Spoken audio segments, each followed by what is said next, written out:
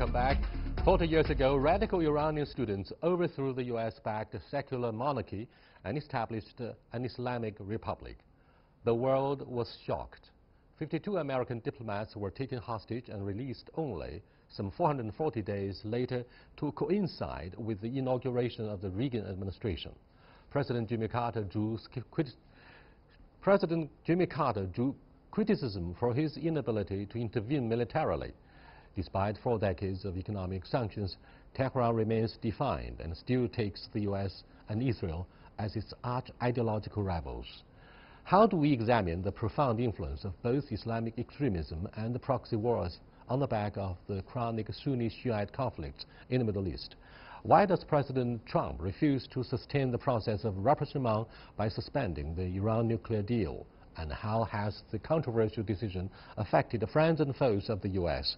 To discuss these issues and more, I'm very happy to be joined in the studio by Hua Liming, former Chinese ambassador to Iran, and Anna Tangen, a regular current affairs commentator. We shall also speak via satellite to Gamba Nadari, columnist with Kayhan International in Tehran.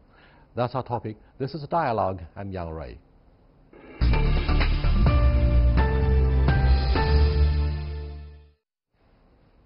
Welcome back, and welcome to the show.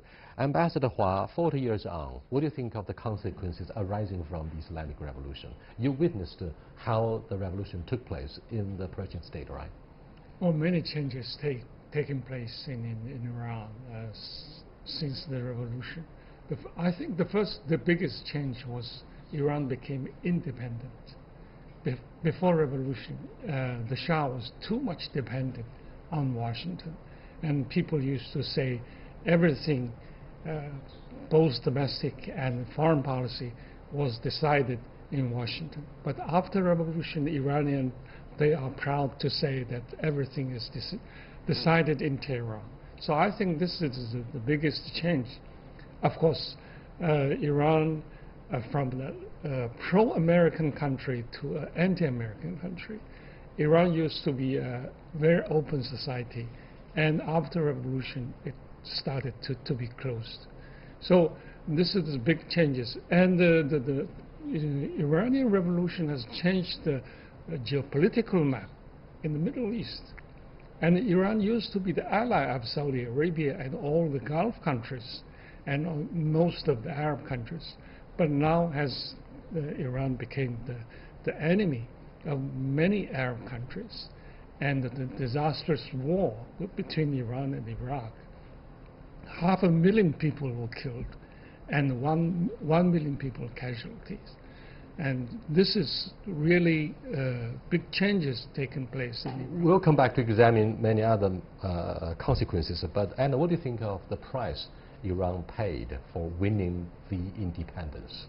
Well, economically, it wasn't great. Back in 1980, they were about 1.9% of the world's GDP. You flash forward to last year, and they're about, in 2017, they were about 1.3%. So it doesn't mean they haven't grown, but they have not grown in proportion to the rest of the world. They've actually taken a back seat.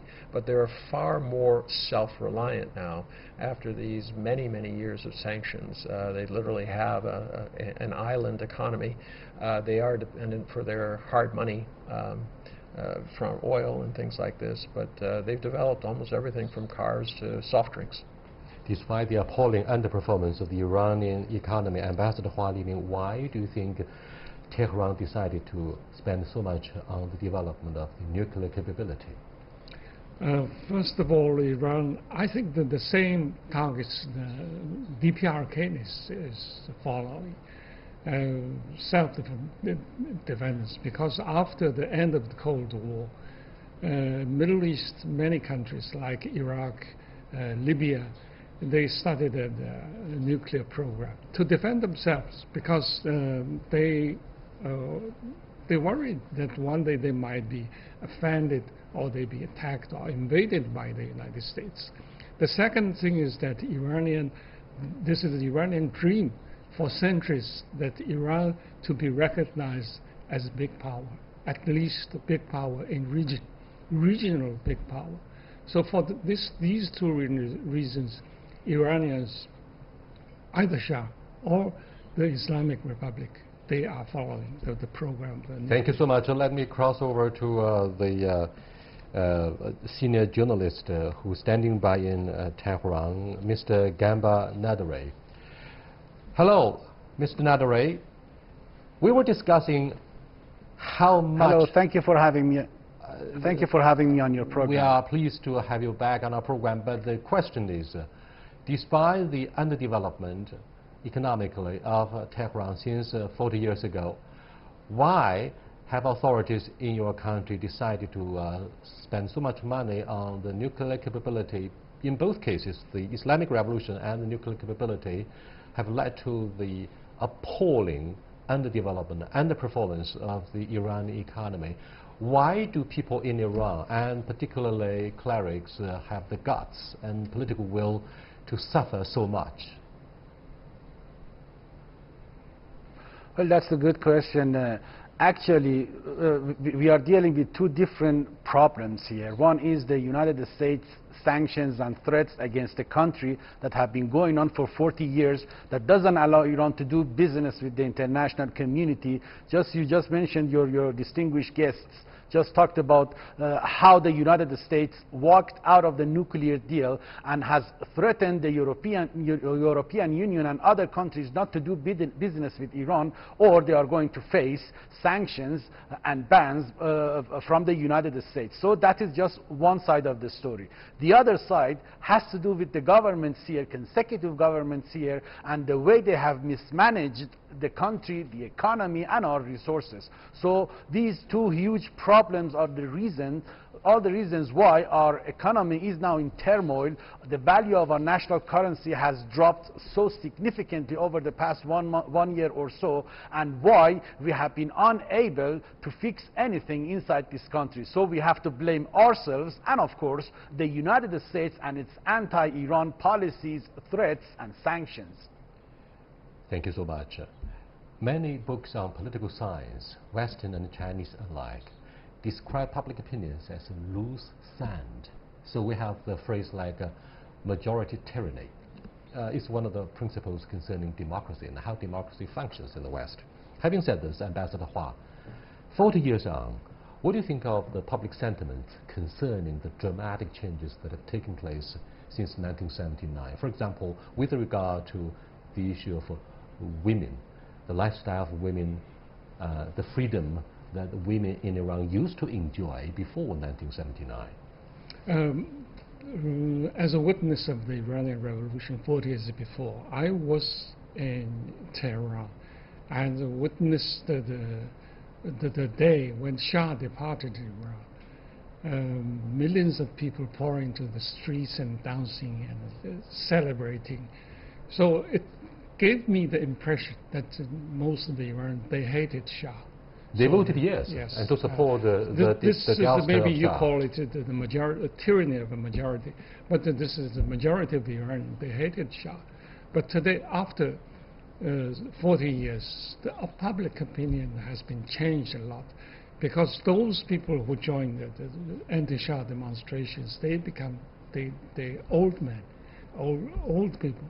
And the young generation, they have no idea about the revolution, even about the war between Iran and Iraq. Very much the way most young Chinese don't remember clearly what had happened during the Cultural Revolution. Yes.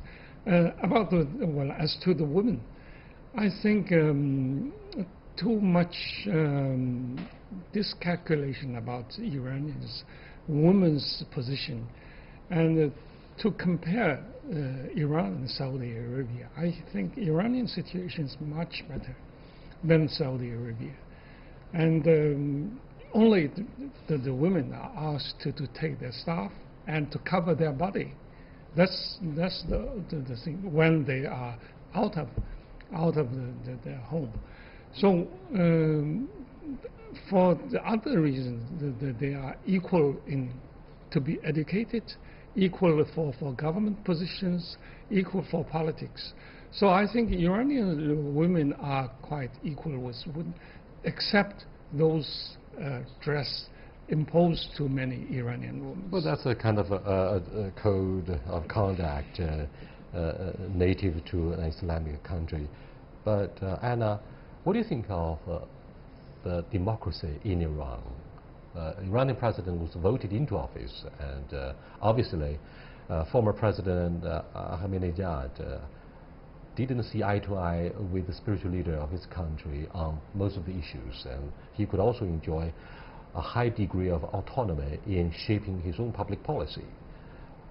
Despite all these that are called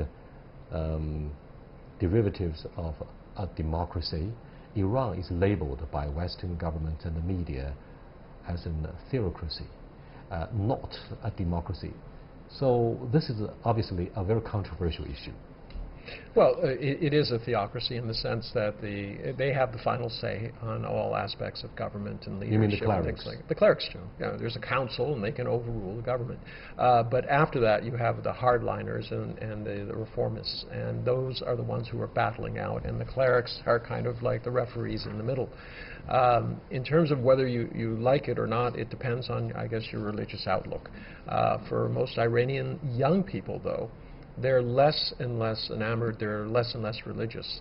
They're not the ones who are going. They will go and they will pay tribute to their heritage, but when they get inside their private homes, they tend to dress very Western, they listen to Western music, they're very interested in. Now, that is not to say they like the United States. They like going to the United States, but they're very, very they question the attitudes of the United States towards Iran. They are still Iranians. They're not wannabe Americans. They just simply, they love their country. They wish it would change. It probably will.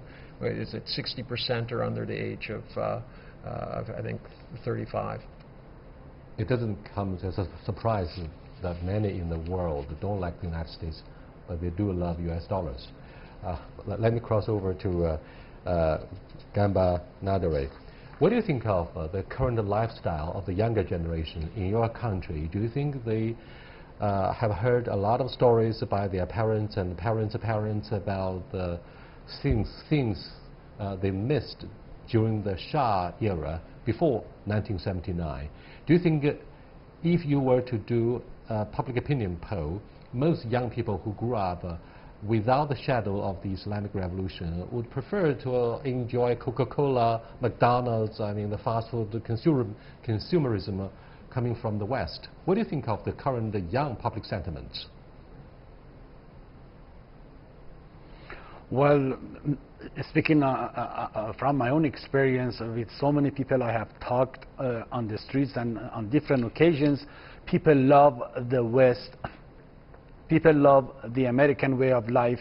People respect the way they live. They love to be like them, but there is only one reason they don't like the United States, and that is the United States is trying to dictate its will on the Iranians, and they don't like it. So at the end of the day, if you ask anybody here, they don't mind to live like Westerners. They don't mind to go to Europe or America to study there or even to live there. They love the American people. When they say death to America, they don't mean the American people. As our leaders said, they mean death to the American politicians or the president of that country that keeps threatening Iran and putting sanctions on Iran and violating the international deals that it has signed with the Islamic Republic. So you are completely right and spot on. We don't hate the United States or the Western style of democracy. We have a democracy, and it is not a perfect democracy, I agree, but we are not living in a perfect world. In any other place in the world, no democracy is perfect, and they are also working on it. We are also working on it, and yes, many younger generations don't have any idea from the revolution. They don't want to be part of the revolution, but they are nationalistic. They love their country, and if one day the country comes under attack, I am 100% positive and certain, and I tell you with confidence, that they will do everything they can to defend this nation. At the end of the day, this country belongs to everybody. Although this is a diverse and divided nation, I agree with that, but at the end of the day, when it comes to foreign threats, invasions and military attacks, they are going to stand behind the establishment in order to defend their country and their way of life. Gamba, I wonder if there are any signs of regrets 40 years on in your country about what had happened since 1979. For example, in that year, 1979, two major events took place. One was, of course, the Islamic Revolution that led to the storming of the U.S. embassy and severing of the diplomatic relations between Tehran and Iran, between Tehran and Washington. A second major event was the normalization of ties between the PRC and the United States of America, with entirely different results. In your case, it's a sharp decline in economic performance. In our country, it's a remarkable improvement of not only people's lives, but we changed the country of China, and we have accordingly changed the rest of the world because of our normalization of the ties with Washington. Have you ever drawn any comparison between these two major political events back in 1979? Well, what your country has done has been a marvelous job. They have conquered the world. The Chinese society has conquered the world, not just with its technology, but with its peace-loving mindset. The Chinese don't like to interfere in any other country's affairs. I'm afraid we did that, and we regret it. We made a lot of mistakes, and we cannot do anything about it. We cannot reverse the clock. Yes, we also made many other important mistakes, like those who invaded and took over the American embassy in the Iranian capital and took hostage. Let me break in. Despite your honest remarks about the so-called regrets, why do you still have the celebration of the 40th anniversary? I mean, this serves to further damage the bilateral relationship, which is already, a big regret. Why do you still continue to celebrate the 40th anniversary? Put yourself in our shoes. The country is still under military threat and sanctions by the United States. We have to stand behind our government. Although we regret so many mistakes that we made in the past, like taking over the American embassy and kicking them out or taking them hostage. We do regret that, but we cannot do anything about it. We didn't do it, the older generations did it. But now we have come to the conclusion that America wants to turn Iran into another Syria or Iraq or Yemen, and now or even Venezuela. They are going to do that one way or another. If we don't stand behind our government, if we don't take part in these celebrations, Americans will come after us sooner or later. They will come after us because they want to avenge what we have done to them over the past 40 years. And I am positive, I told you, I give you my guarantees that if America one day finds out that we are not ready to defend ourselves, it is going to attack us with help from Saudi Arabia and, of course, Israel. That is exactly what they have in mind, and they are going to do that. First, they wanted to turn Iran into Syria. They couldn't. They went after Syria. They have now gone after Venezuela. They have divided that country, and they openly want regime change there. Understand they are going to come after us. We have to stand behind the government. We understand your serious concerns, and in fact, your concerns are shared very much by some of the Chinese observers here in our country. Ambassador Hua, what do you think of his comments on the alleged conspiracy theory that the United States wants to divide Iran, divide and rule? They want to attack, perhaps with the preemptive strikes along with Israel and perhaps Saudis. These are apparently grave concerns of the Persians. As a person, I lived in Iran for a long time. I know the Iranian and Persian culture. Whatever the regime is, whatever the politics is, Iranians, they love the country, they love the culture. So today, if I agree with Mr. Naderi that if Iran is invaded by some certain foreign forces, all Iranians, including those young people who like the westernization very much, they will be united to fight for their nation. This is one identity that Iranians have among the Middle East. Many countries don't have this kind of identity, but the Iranians, they have.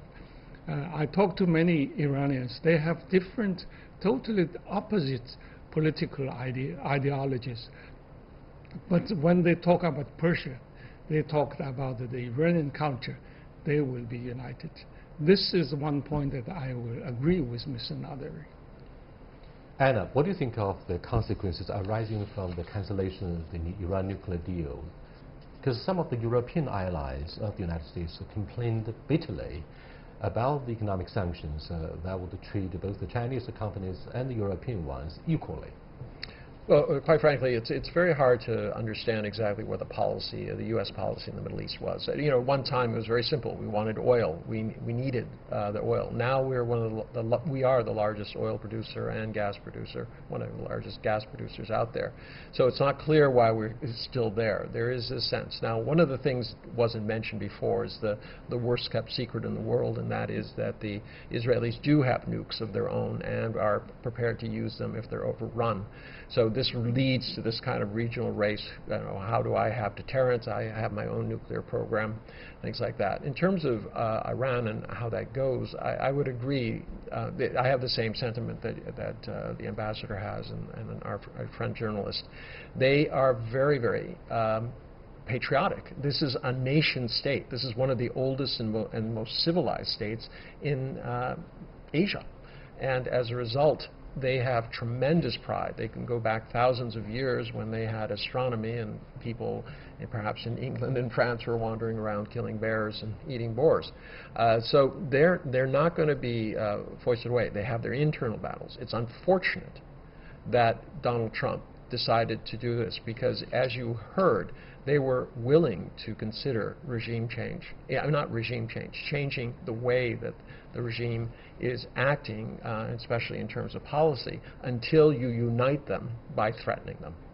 In our collective review of the Islamic Revolution that took place 40 years ago, Anna, what do you think of the image of Mr. Jimmy Carter, who goes down history as one with a poor approval rating for his presidency? He failed to intervene militarily 40 years ago. He could have done so, but he said in my exclusive interview, Yang Rui, I could not do that because I'm so afraid of the civilian casualties. Neither has he succeeded in the attempt to rescue the hostages. 52 of them were taken hostage in 1979. So what do you think of the legacy and image of Mr. Jimmy Carter? Well, Jimmy Carter is by far, I mean, as an individual, there's probably without par one of the most sainted politicians out there. He has acted in terms of his beliefs. There are no scandals involving him personally. He was always seen a man of great character. But in terms of his legacy there, yeah, it is one of the weaknesses there. But if he had gone in and done what they did in Iran, I mean, Iraq and Syria and places, do you think he would be remembered better? Do you think that George Bush Jr.'s idea of wrecking the Middle East is somehow going to be written in history as a defining moment of joy? I mean, the Iranian Revolution unleashed, and we had our hand in it, the U.S., unleashed Islamic fundamentalism, not fundamentalism, but fever. And from that, there were a lot of dominoes that fell, and we're now in the situation today. But I would defer to Ambassador Hua, because he actually lived there during the revolution. He witnessed it. He was an ambassador to it, and now he looks back on it. What is your thought on Jimmy Carter? Really, Jimmy Carter has contributed to the collapse of Shah, I would say. Until the beginning of 1978, Jimmy Carter was still saying that Iran is an island of security in the Middle East, and the Shah is the strongest leader of the Middle East. But after 6 months, the revolution, the demonstrations in the streets, Jimmy Carter changed his mind. So Jimmy Carter started contacts with those people exiled in Paris. I mean, Imam Khomeini and other Iranian oppositions, and Jimmy Carter sent his military commander to Tehran and into the palace of Shah and told Shah that you should leave this country within 10 days. So, as Shah said in his memoir, that I was thrown out of Iran. just like a dead rat by the Americans. So I think that Jimmy Carter did something. Okay, let me go back to Gamba. Senior journalists, well, young journalists also do their homework. We all do. Now, let's look at history. Why do you think the American diplomats who were taken hostage released? They were released to coincide with the inauguration of the Reagan administration. How was the release of the hostages won by the Americans? What do you think of the secret negotiations, and what do you think of the Iran counter scandal that seriously violated the laws formulated by the U.S. Congress? I mean, very quickly, we don't have much time. Thank you so much. Well, Iran has had secret talks with the United States from the early days of the revolution until now. Even Trump wants to come to Tehran and hold talks with Iranian leaders as we are speaking. But Iran has made it clear that we are not going to talk to you anymore unless you get back to the nuclear deal and lift your sanctions. So Iran is open for negotiations with the United States, and it's not a secret. It could be behind closed doors. The closed door negotiations are the reasons why we signed the nuclear deal. So it works, and it is going to work again if America comes back to the negotiating table, if America respects the nuclear deal and lifts its illegal sanctions against the country. So we shouldn't be surprised if we had the deals in the past, secret deals in the past, and we shouldn't be surprised if suddenly the U.S. comes back to the negotiating tables and lifts its illegal sanctions against the country. It is going to happen one way or another. We have to wait and see. But hopefully it should happen before any confrontation that is going to involve our militaries. Anna, do you think that there are different voices in the D.C. regarding the suspending of a nuclear deal in Iran? Because, after all, during the Obama administration, there were some discussions about how to relax your restrictions on particularly the economic sanctions. Unlike the case of China, where you have the bipartisan unity to bash China, to take China as the most devastating geopolitical strategic rival. In the case of Iran, it may not be the case, right? Well, quite frankly, there are people, but it's very hard for them to voice opinions. Right now, if you voice an opinion that's favorable or taking a back seat to the current charge forward that Donald Trump is leading, you will be bashed by the Israeli lobby. They will see you as somebody who's apologetic, or that you're undermining, or that you're traveling with a fifth column. So it's very, very difficult in Washington to stand up and say that we need to take a step back. What we were doing before was actually in our best interest, and you're not going to have many people who are willing to do that. Not only has President Donald Trump retracking or taking a step back from the Obama policy towards Cuba, but also similarly from Obama administration's decision to improve relations with the Persian state. Obviously, this is great times. This is also bad times. I'll see you next time. Goodbye.